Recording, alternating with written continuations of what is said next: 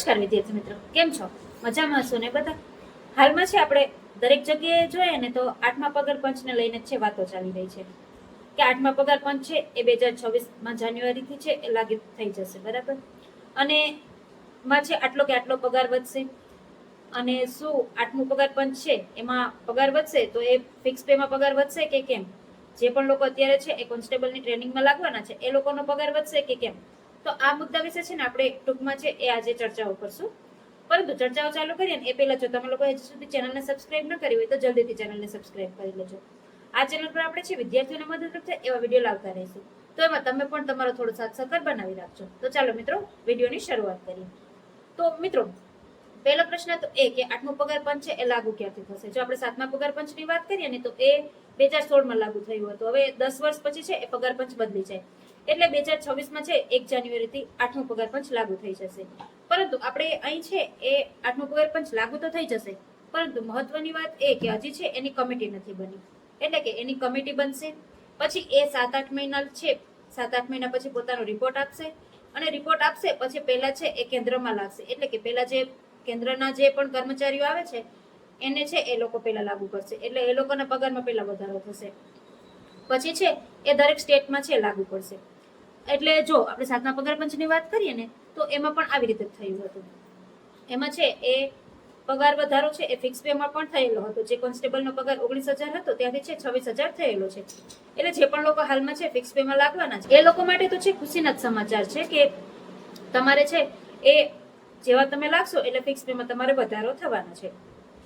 હવે આ વાત તો એ થઈ. હવે પગાર પંચ બનશે ને એ પછી તમને ઓછામાં ઓછા 1 વર્ષ પછી લાગુ થશે. તો હવે આપણને એ પ્રશ્ન થાય કે બધા એમ વાતો કરે છે કે 2026ની છે 1 તારીખથી લાગુ થઈ જશે, 1 તારીખથી લાગુ થઈ જશે. તો શું પગાર વધારો 2026થી આવશે કે પછી પાછળથી? તો વિદ્યાર્થી મિત્રો એમાં એવું હોય છે કે જ્યારે પણ પગાર પંચ લાગુ પડે પરંતુ એનો છે એ અસર પાછલા સમયથી થાય છે. એટલે કે જો આપણે વાત કરીએ કે ધારો કે પગાર પંચનો રિપોર્ટ આવતા ને 1 વર્ષ જેવો સમય જતો રહે છે અને છે એ પગાર પંચ 2027માં લાગુ પડે છે, તો તમને છે એ જે પણ તમારો 2026માં પગાર અત્યારે હાલમાં છે ને એ જ રહેશે. પરંતુ તમને 2027માં જ્યારે પણ છે એ પંચ લાગુ પડશે પગાર પંચ 8મું, એ પછી તમને 2026નો છે વધારાનો પગાર પણ આપવામાં આવશે. એનો મતલબ શું?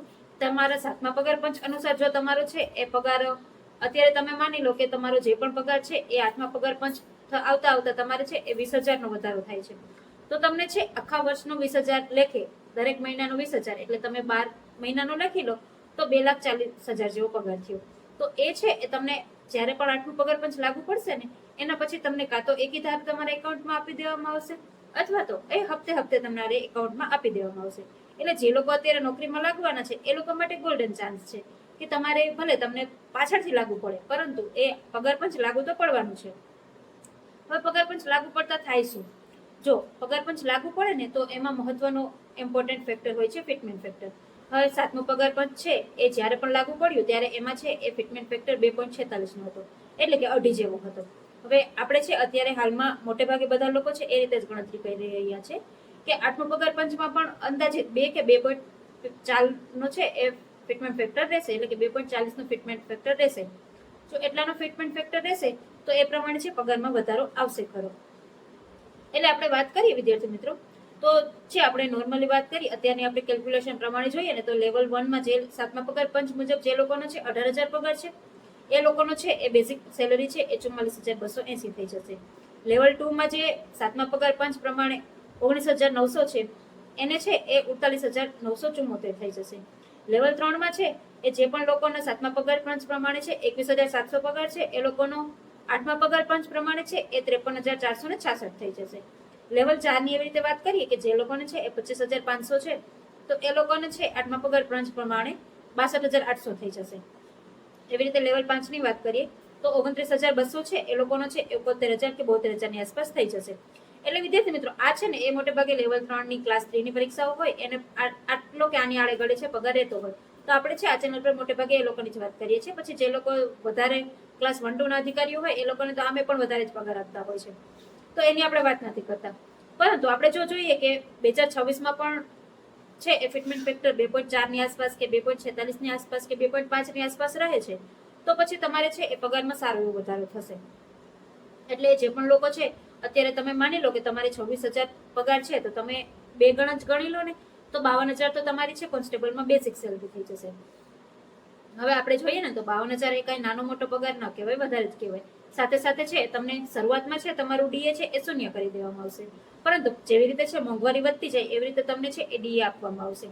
એટલે જો તમે લોકો છે એ આ વખતે પાસ થયા છો તો વેલ એન્ડ ગુડ, પરંતુ જો તમે છે આ વખતે પાસ નથી થયા તો મિત્રો આવતી કોઈ પણ પરીક્ષાની છે તમે તૈયારી ચાલુ કરી દેજો, કારણ કે 8નું પગાર પણ છે એ ટૂંક જ સમયમાં લાગુ થઈ જશે અને એનો ફાયદો છે એ દરેક ઉમેદવારોને થવાનો છે. જે પણ લોકો છે એ સરકારી નોકરી મેળવે છે એને ફાયદો થવાનો છે.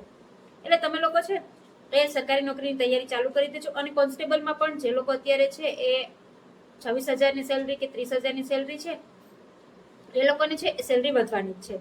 એટલે આ એક છે એ સારો એવો વધારો કહી શકાય અને સારો એવો છે એ પગાર કહી શકાય. બાકી જો આ મુદ્દામાં તમારે કોઈ પણ પ્રશ્ન હોય તો કોમેન્ટમાં જરૂરથી પૂછજો. અને જો તમને માહિતી સારી લાગી હોય તો વિડીયોને લાઈક શેર કરી દેજો, અને ચેનલને હજુ સુધી સબસ્ક્રાઇબ ન કરી હોય તો પછી જલ્દીથી ચેનલને સબસ્ક્રાઇબ કરી લેજો. મળશું નવા વિડીયોમાં નવી માહિતી સાથે.